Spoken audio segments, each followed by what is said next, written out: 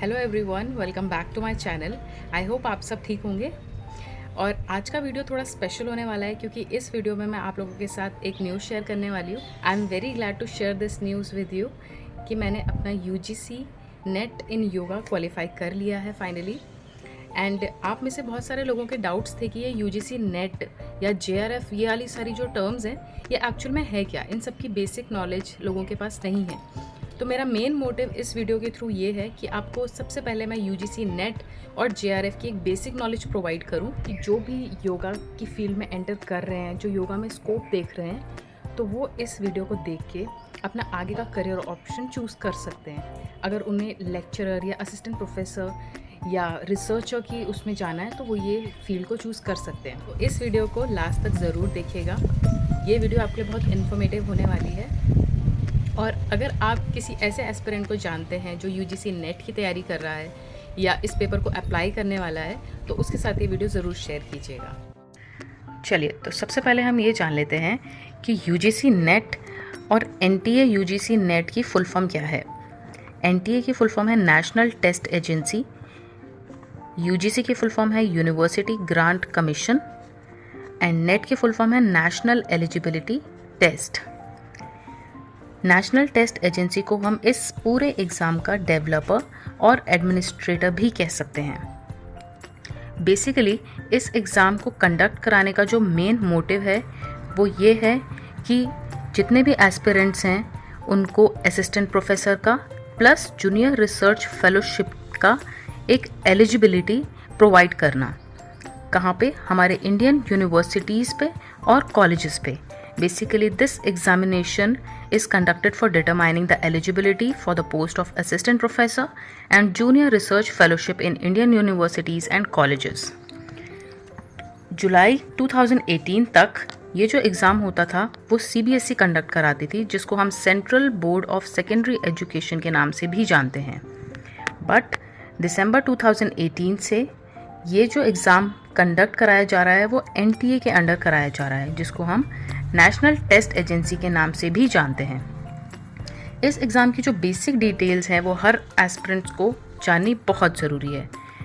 तो सबसे इम्पॉर्टेंट चीज़, ये जो एग्ज़ाम है वो एक साल में 2 बार कंडक्ट किया जाता है ऑनलाइन मोड में।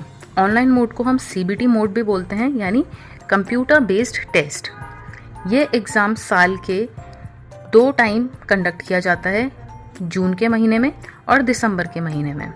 कोरोना के टाइम पे इस बीच मर्ज्ड साइकिल्स के नाम से भी आपने कुछ इन्फॉर्मेशन सुनी होगी। उस टाइम पे क्या हो रहा था, जो एग्ज़ाम 2 बारी हो रहा था वो साल में सिर्फ 1 बारी कंडक्ट होना स्टार्ट हो गया था। बट जैसे चीज़ें अब नॉर्मल हो रही हैं तो ये एग्ज़ाम भी वापस अपने रूटीन पे आ रहा है। तो ये एग्ज़ाम कंडक्ट होना 1989 और 1990 के दौरान स्टार्ट हुआ। इस एग्ज़ाम की जो ड्यूरेशन है वो 3 आवर्स की है, यानी 180 मिनट्स। इस एग्ज़ाम में 2 पेपर होते हैं, पेपर 1 एंड पेपर 2। पेपर 1 में आपके टोटल 50 क्वेश्चंस होते हैं और पेपर 2 में आपके 100 क्वेश्चंस होते हैं।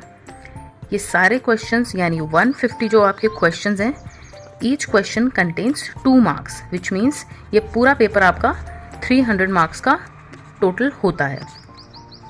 इस पेपर में किसी भी तरह की नेगेटिव मार्किंग नहीं होती, यानी अगर 150 में से आप टोटल 150 मार्क्स को, मतलब 150 क्वेश्चंस को आप अगर अटेंड करेंगे तो आपकी किसी भी तरीके की नेगेटिव मार्किंग इसमें नहीं दी जाती है।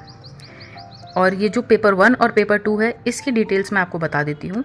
पेपर 1 में आपका जर्नल एप्ट आता है, यानी जर्नल एप्टीट्यूड, प्लस इसमें आपकी लॉजिकल रीजनिंग से रिलेटेड क्वेश्चंस पूछे जाते हैं।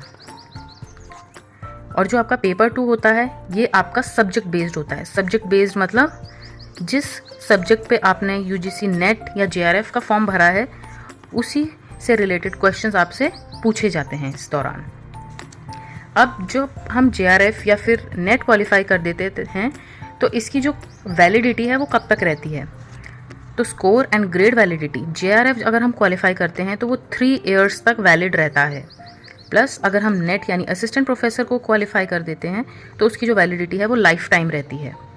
इसमें जो एज लिमिट डिटरमाइन की गई है, रिवाइज्ड इन जून 2022, जेआरएफ के जो कैंडिडेट्स हैं उनकी जो उम्र है वो 31 ईयर्स से कम ही होनी चाहिए, उससे ज़्यादा नहीं होनी चाहिए। Plus candidates including women belonging to OBC, NCL, SC, ST, PWD, transgender categories, इन सभी को एक रिलैक्सेशन प्रोवाइड हुआ है अप टू 5 ईयर्स का। जिस तरीके से JRF में एक एज लिमिट प्रोवाइड की गई है जो 31 ईयर्स है जर्नल कैटेगरीज के लिए, और जो अदर्स हैं उनके लिए 5 ईयर्स का रिलैक्सेशन है ये JRF में। प्लस जो असिस्टेंट प्रोफेसर है इसमें किसी भी तरह का नो अपर एज लिमिट है जिसमें कैंडिडेट्स UGC नेट के लिए अप्लाई कर सकते हैं। मतलब अगर आपकी एज 31 ईयर्स से ज़्यादा भी है तब भी आप नेट के लिए अप्लाई कर सकते हैं। इसके लिए क्वालिफाइंग क्राइटेरिया क्या डिज़ाइन हुआ है, जर्नल कैटेगरी के लिए जो मिनिमम आपके मास्टर्स डिग्री में जो मार्क्स होने चाहिए वो 55% मार्क्स होने चाहिए।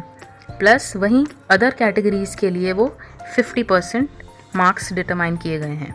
प्लस सबसे इम्पॉर्टेंट चीज़, आपकी जो पोस्ट ग्रेजुएशन हुई है, जिस भी सब्जेक्ट में आपकी पोस्ट ग्रेजुएशन हुई है उसी सेम सब्जेक्ट के लिए ही आप नेट के लिए अप्लाई कर सकते हैं। तो ये सारी कुछ बेसिक डिटेल्स थी नेट JRF एग्ज़ाम के लिए। अगर आप इस एग्ज़ाम की तैयारी कर रहे हैं, इस एग्ज़ाम को क्वालिफाई करने के लिए प्रिपेयर कर रहे हैं, तो ये वीडियो आपके लिए अगर हेल्पफुल है तो इसको शेयर कीजिएगा उन सभी स्टूडेंट्स के साथ जो इस पेपर की तैयारी कर रहे हैं। वीडियो अच्छी लगी हो तो प्लीज़ लाइक कीजिएगा, ज़्यादा से ज़्यादा शेयर कीजिएगा और चैनल को ज़रूर सब्सक्राइब कीजिएगा। Thank you and have a great day.